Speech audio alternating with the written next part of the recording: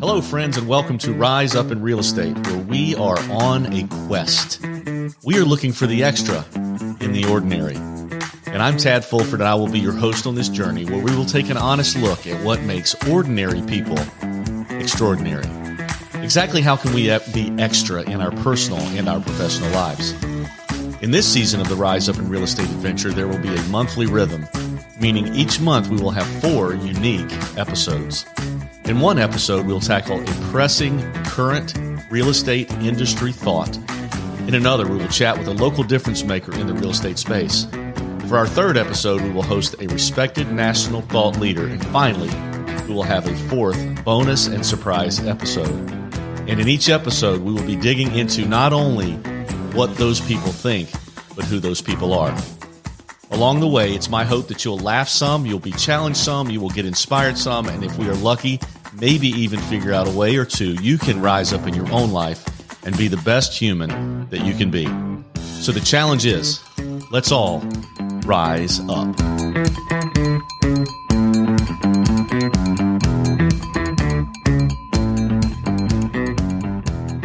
Ladies and gentlemen, you are in for a real treat today in Rise Up in Real Estate. I love to bring on good friends, and this, everybody, is a relatively new, really good friend of mine. I've only known Pamela Krigbaum for a little bit of time now, but have loved what I have learned so far, and I'm excited. Pam, I am so excited to have you on the show. I'm going to learn something today. I'm excited about that. Oh, that's awesome. I'm excited to be here. Yeah, and do you like to go by Pam or Pamela? Either one? Mm-hmm. So for the listeners, at the end of the episode, I will put the way to contact Pamela if she says something that you can connect to. That's our purpose here at Rise Up in Real Estate. We want you to have something that you can draw away, and it's just a real pleasure to have you here. It's funny, every time I have a guest on and they come in and see this equipment, they're like, oh my God, what am I doing? But trust me, it's just a conversation. Introduce yourself to the audience. They can't see you, how beautiful you are, but put it in words for us. Where did you come from, and who are you? Okay, well, in words, let's see. I'm a Kentucky girl. How there you about go. that? Go Wildcats. A Wildcat. I'm a little Kentucky hillbilly. So I came from Kentucky and moved to Indiana. So I guess go Hoosiers, I guess. Yes, How about that? I was actually there when Larry Bird was there, so that tells you how old I am.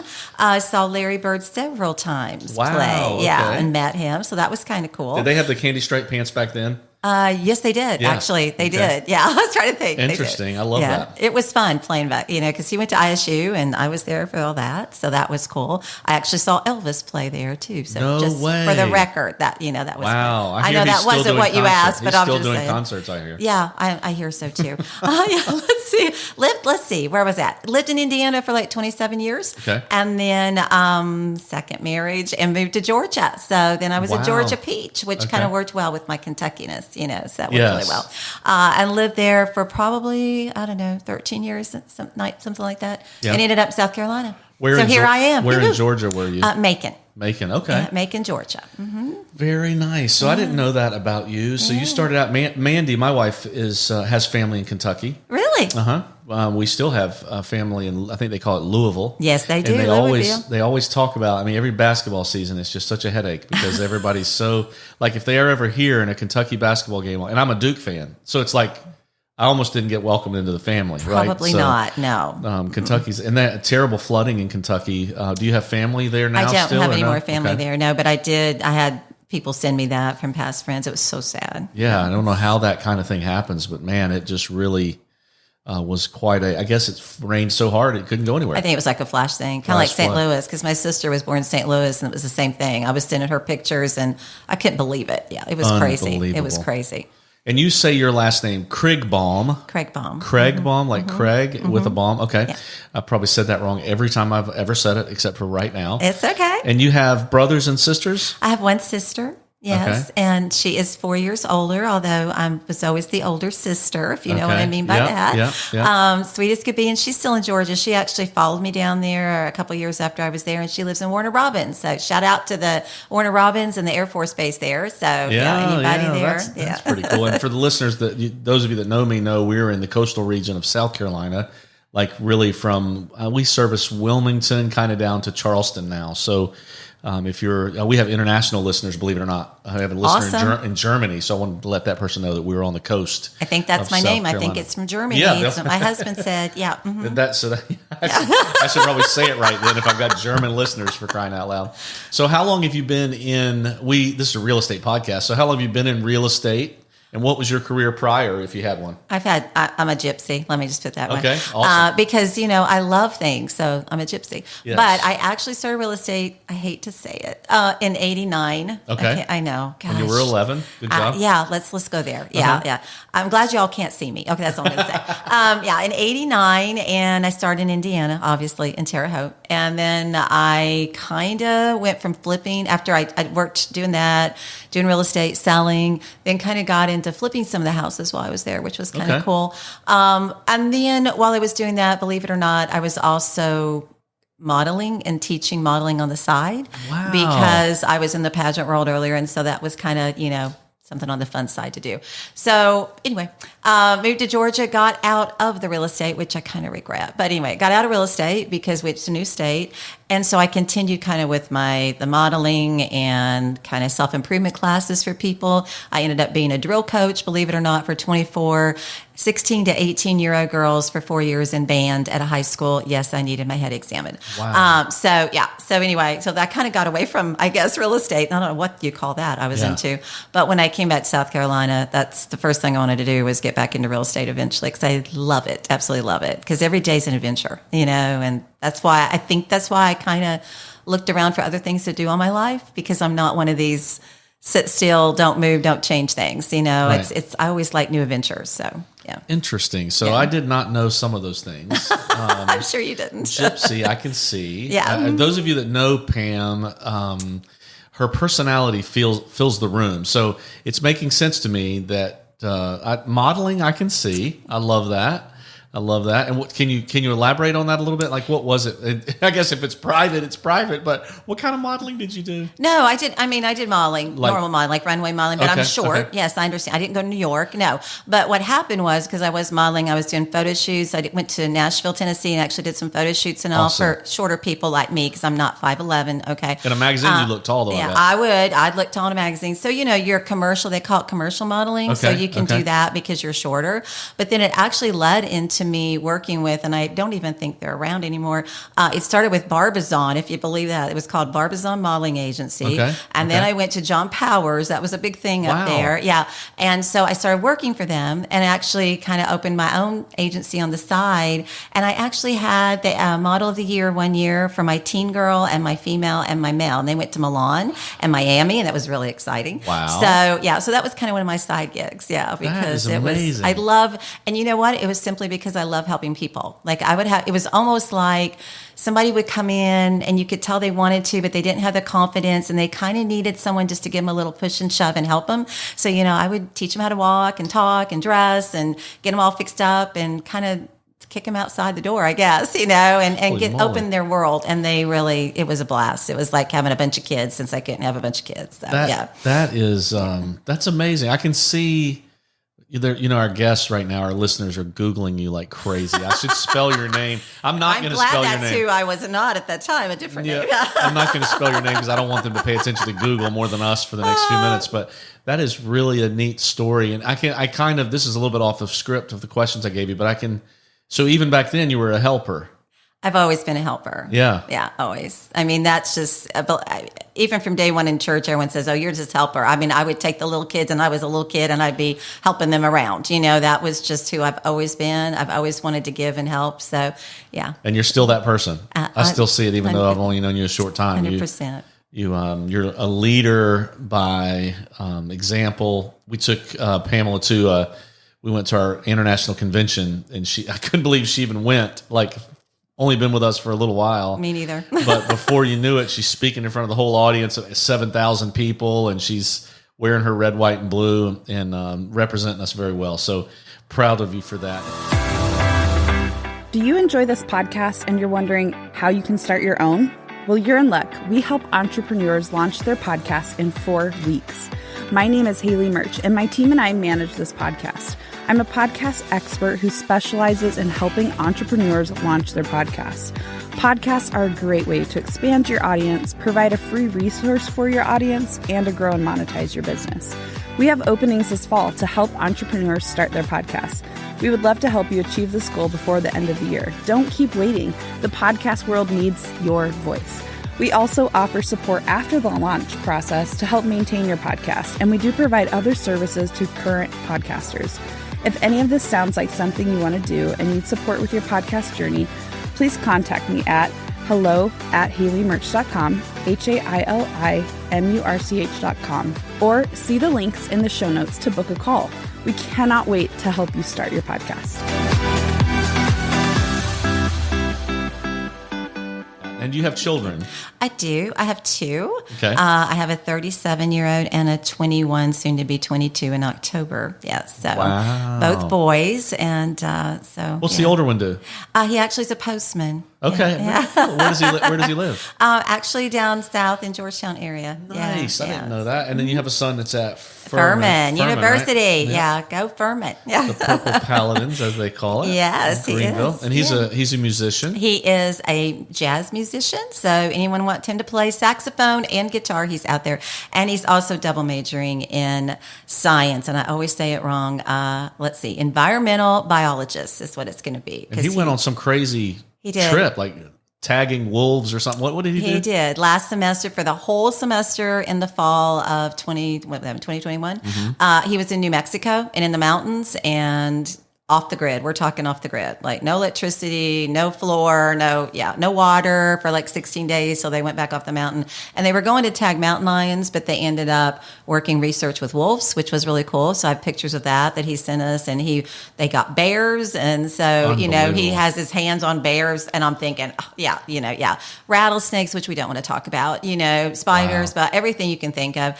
Had to do pack muling. I mean, this child's never even been on anything, and he's like sending me how he had to learn how to pack the mule and then get the mule up the mountain and get all this equipment on the mountain. And he had to get certified in cross-cut saw. So for those of you that are young, that have no clue what that is, it's like a long, just open saw that has a handle on the end. You can have a 2-person or a 1-person. Right. And that's what old days they used to saw trees down with. And so he actually got certified in single and double. So What? Yeah. And I'm like, dude, why? Of course, thank God he told me this after he did it and went up the mountain and came back down. But I said, what in the world? Why would you? He said, well, you can't take gasoline up there because you could burn the forest stuff down. And so they literally had to cut their way up the path with these saws. Yeah, we're talking off the grid. We're just talking like off the grid. Yeah, that's not the kind of thing a mom knows beforehand. No, and I'm kind of glad I didn't. And I'm kind of glad I didn't know the wolf and him were going to be such friends, nor the bear. Yeah. So, or like this small room we're in, they were literally sitting there, and someone looks over in the corner and they go, "Oh man, who put the fake rattlesnake over there? Ha ha, it's a funny joke." And then all of a sudden the rattlesnake moved. It was not a fake rattlesnake. No. And literally we're talking like 5 feet from the kids, So that's how they lived. I mean, for 5 months. That's great. I remember when he came back and you didn't hardly recognize him, right? I did not. He got off the plane and I did not. He was a woolly man, let me just say, with a hat on. Yeah. And I'm like, is that my kid? Is that my kid? So what a great, I would go back to college tomorrow if I could. The experiences that you get. I hope he's living it up. He graduates. He graduates in May of 2023. Yeah. And is going to grad. We're just not sure where yet, because now he's got to decide which animal, because apparently in grad school, you've got to pick one animal only to study. I don't know why. But wow. Yeah. So he's stressing out about that a little bit because actually a year ago, he was in the middle of the ocean in the summer with sharks, tagging sharks. So last year was a real adventure. In 2021, he tagged sharks on a big boat. He was out there doing research, and then he ended up going to the mountains. So yeah. Interesting. Crazy woman letting him go do these things. What a great story. Yeah. I mean, we'll put his information in the show notes too. And you can follow him on Facebook or Instagram and find out what the heck he's doing. We'll call him Rattlesnake Man from here on out. Okay, I like that. That's cute. That's so good. I try to ask real estate questions, but I don't really care about real estate today. I don't even want to know because there's so many other things I want to talk to you about. But you are in real estate. 100%. Yeah. And let me just ask you this. Because there may be some people out there that are brand new in real estate, and what's been the best thing about it and the worst thing for you? The best thing, honestly, is just meeting people every day and getting to. I had one client that actually wasn't mine. It started out being another agent's, and they were on a trip. And he calls me and he says, "Can you help me out? This girl wants to see this one place. It's no big deal to show it to her." I'm like, "Sure." So I showed it to her and didn't like it, but I'm like, "Oh, I got to find her something," because I realized she was a single mom that had come out of a abusive situation, and she was so excited she got approved for a very low amount, but that didn't matter. She got approved, and she was trying to find something to buy for her and her son. And so I went home that night. I'm like, I got to find her something. So I found her something, called her. I said, "Let's go look at this condo. It's small, but it's in your budget. I think we can do it." So long story short, we got the condo. Well, we were in it looking in it, and her son was in middle school. And he opened the kitchen drawer, and there was silverware in there. And he goes, "Mom," he comes running. I'm trying to talk to her. We're doing the contract and all this stuff. And he's like, "Do you think we could keep the silverware?" And I mean, I'm going to start crying now too. So I'm sorry if I do. Anyway, okay. I just kind of stood there and and I didn't know what to say. So I didn't say anything. And he goes back in the room and he goes, "Well, what about that table you're writing on? There's a table. Can we keep that?" So he goes back in there, and I said, "Do you not have any furniture?" And she's like, "No, we literally had to leave in the middle of the night, and it was an abusive situation, and they soon got the divorce. So they literally didn't have a penny to their name." So, long story short, we got the contract. Of course, I shared it with the other agent because it was his. And so my commission ended up going, we bought them furniture, and I'll never forget, as long as I live, I had my whole family and friends, and we went and picked the furniture up I bought. We loaded the furniture truck, and while she was at work, we went and furnished and decorated the whole house with everything. And so when she opened the door, they had a house, and the kid had a bed, and the kid had light. I mean, it was just a TV. How old was he? He was middle school. He was in 8th grade. Oh my gosh. And so that was probably, I swear, probably to this day, it's probably the highlight. I love meeting people, but I love knowing that little condo to her was more than anything in the world. And so I changed her life. And I don't think people realize that what we do isn't just, you're not selling just something that people are just going to throw away. You're selling a life to someone that some of them have never been able to have, or they've had and it's been really bad.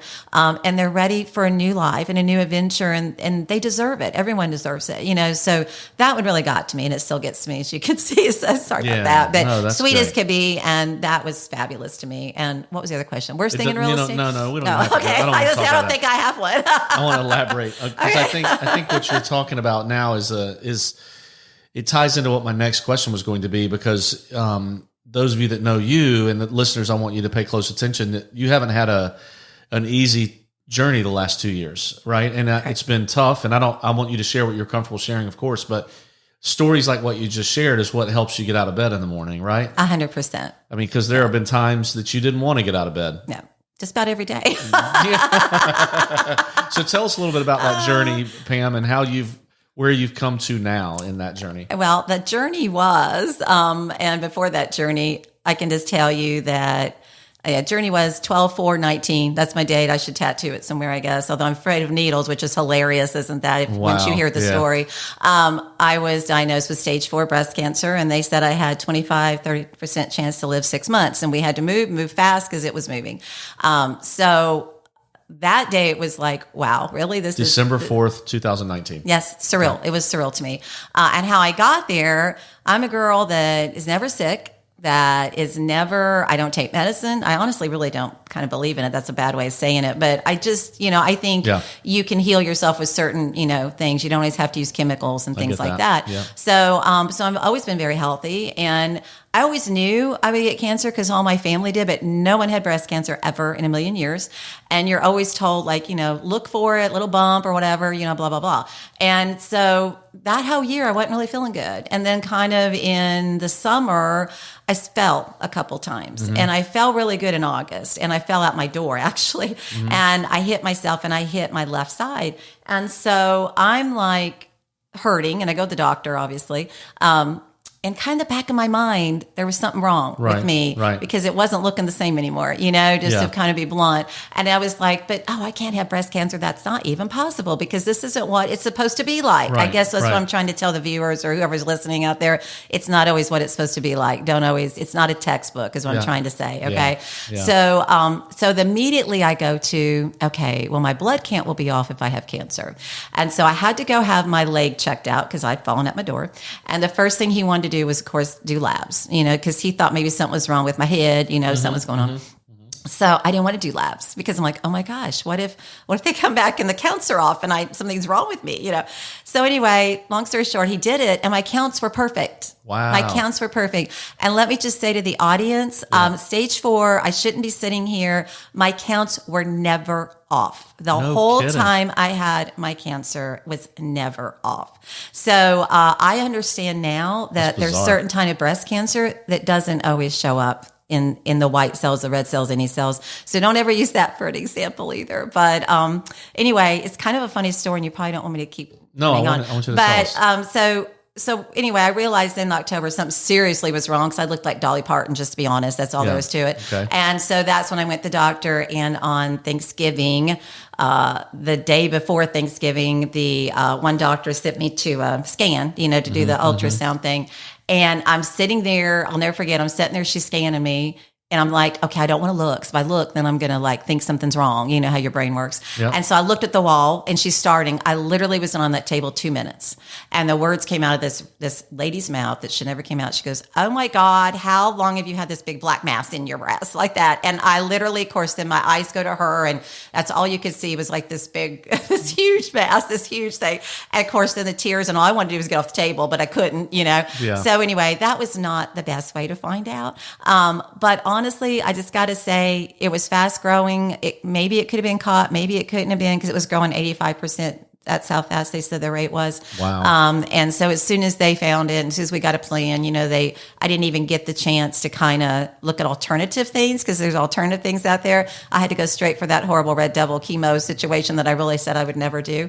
But it definitely saved my life. The doctor saved my life and God for sure saved my life. Right. And I just got to say, I didn't cry once, which is kind of ironic because I knew that God had it. I knew God had a plan. There was no reason I had this except God, there was a plan.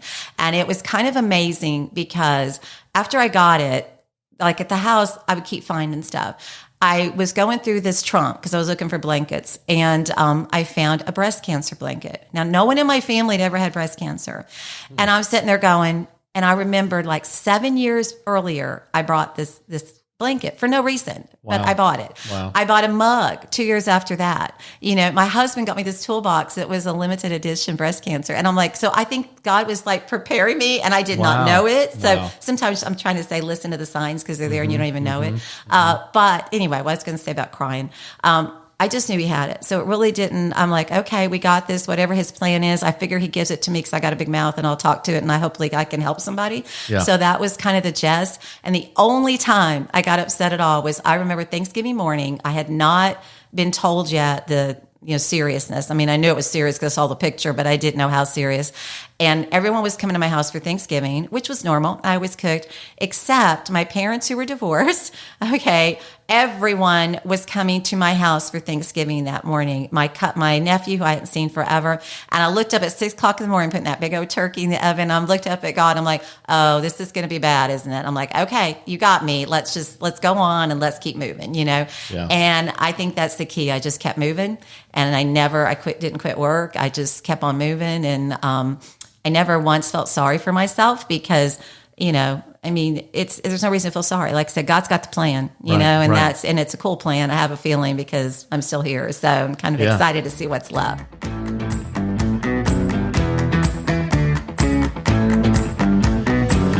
If you live or own property along the coast of South Carolina, you probably need insurance. We Insure Advocates is a locally owned independent agency with industry-leading service support.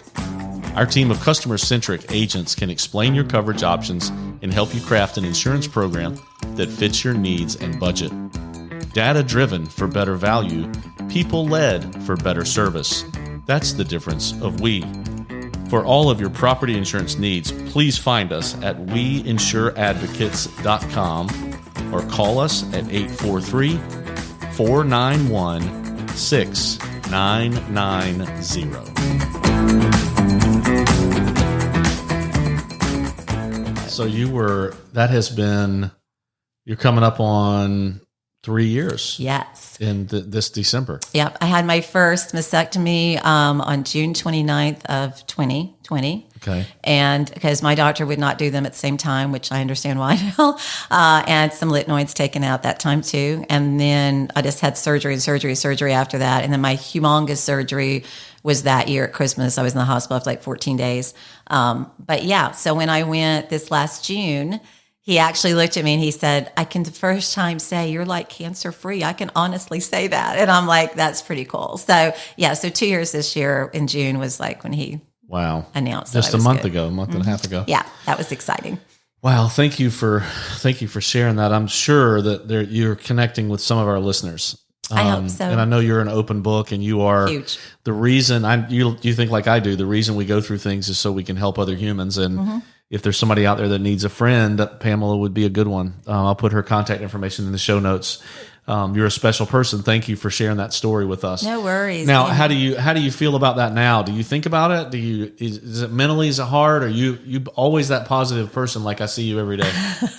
I listen, you go home and fall apart every now and then. I'm not going to, you do that. Yeah. But I really am. I mean, it's not funny, but it's kind of funny. Like if something happens down, like my window, my car, we don't want to talk about it, but my window motor on my other side broke now. And so I was doing something the other day and it wouldn't go up. And I swear, I stood in the middle of the yard with my little window not going up. I looked up at the sky, I said, seriously, God, this is really not funny. I said, so it's almost like humorous with me anymore. It's like nothing. Yeah. It's just like, I know I've got to just shake it off and go on. Cause like I said, that's so minor compared to everything else and life's so minor, and just go on and be positive. But I think I just want to add one more thing about the other. I remember I made a response one time. I saw a lady, she was going through cancer and she was so upset because she was getting ready to lose her hair and she was just devastated.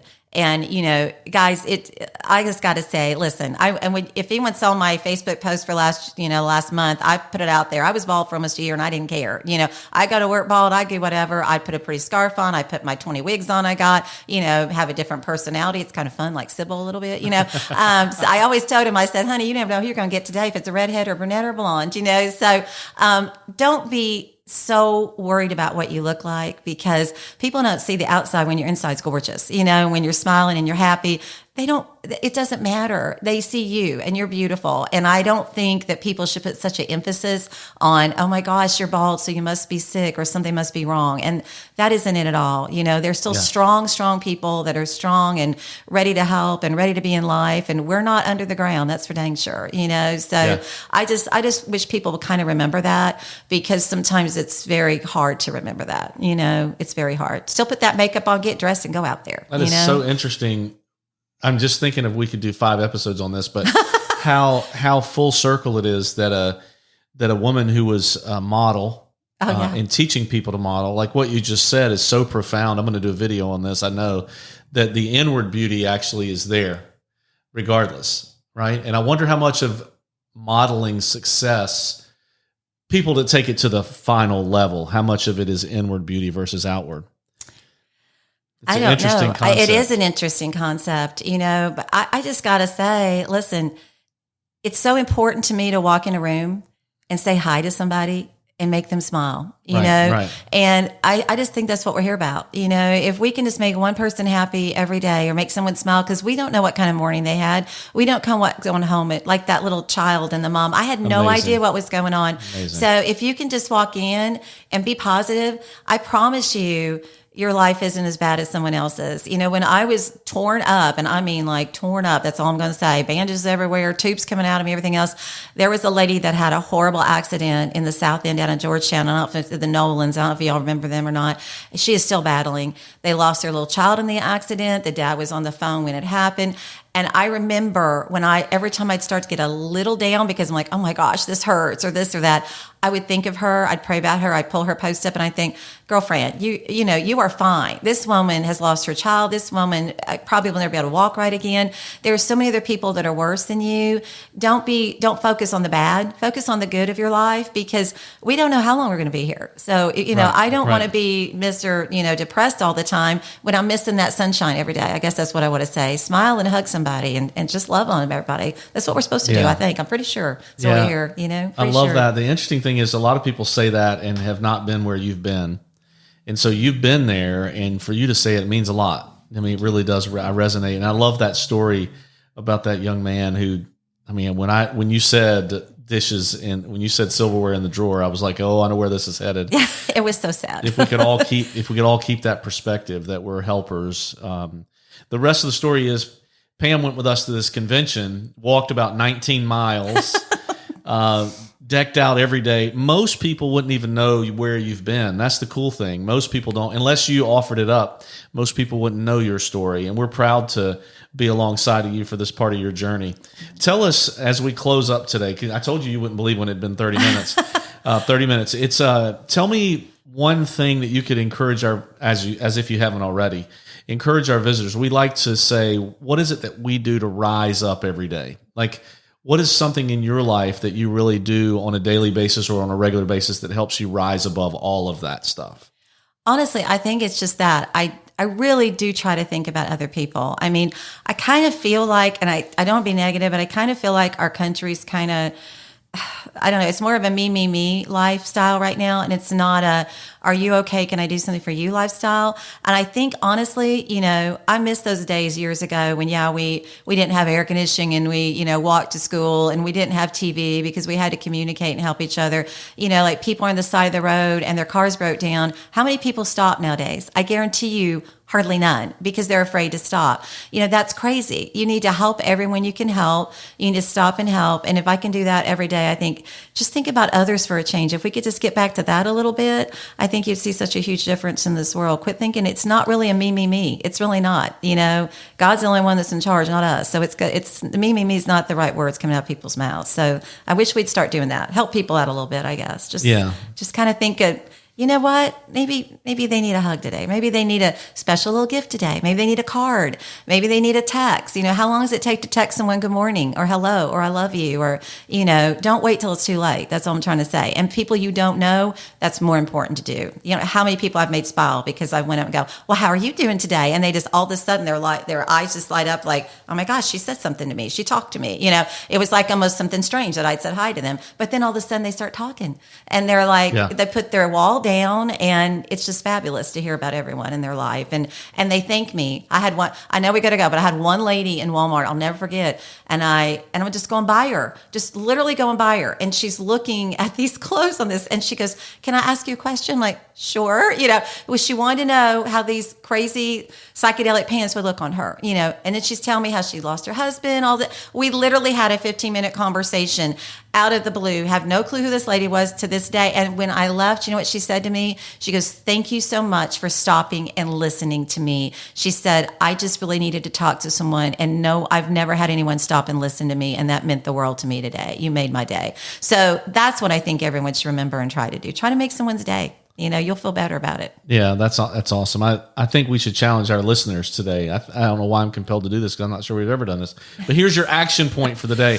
Like I tell my kids in the morning before they go to school, I told them today, I said, here's your challenge. Make someone smile today. And I want you to do even one more than that. Make someone that's not expecting it smile today. Like I dare you to make a stranger smile, or, in the drive-thru, or if you're walking through a store, or if you're, heaven forbid, driving your car, wave with the other fingers on your hand at someone instead of just the one. Be a pleasant person to be around. I'm all for that. Pam, you and I would be dangerous. We would be. We would be dangerous in a group of people because we kind of think the same way. We would change that room, wouldn't we? We would, absolutely. But I think that's our challenge for today. And then also, I think I'm compelled to say today, after listening to your story, guys, call somebody that you're not connected to, like somebody there's just a rift, or there's something going on, or just someone in your family or friend you haven't talked to in a while. Just pick up the phone, be the bigger person, take the step, call them and just say, hey, I was thinking about you today. Is there anything I can do for you? And see where that takes you. Because I'm with Pam. If we did more of that and less of the me. If you haven't seen Mike Regan's Me Monster comedy on YouTube, you should look him up. I think it's Mike Regan. I'll put it in the show notes. It is fantastic, but she hit the nail on the head. Think about others more than you think about yourself. That's what you're saying. Absolutely. Pam, you have been just as always, a breath of fresh air. Thanks for being vulnerable today and authentic. Anytime. We love you. I'm going to put her contact information down there. If she can help you, reach out. She's fantastic in a lot of ways. I didn't even talk about the fact that she's an opera singer. And she can dance, and she's got so many talents. Listen, I'm a gypsy. That's it. Gypsy. Thank you, Gypsy Pam. You've been a pleasure to have on Rise Up with Real Estate. Thank you for having me. Yeah, thanks for being here. Have a great afternoon.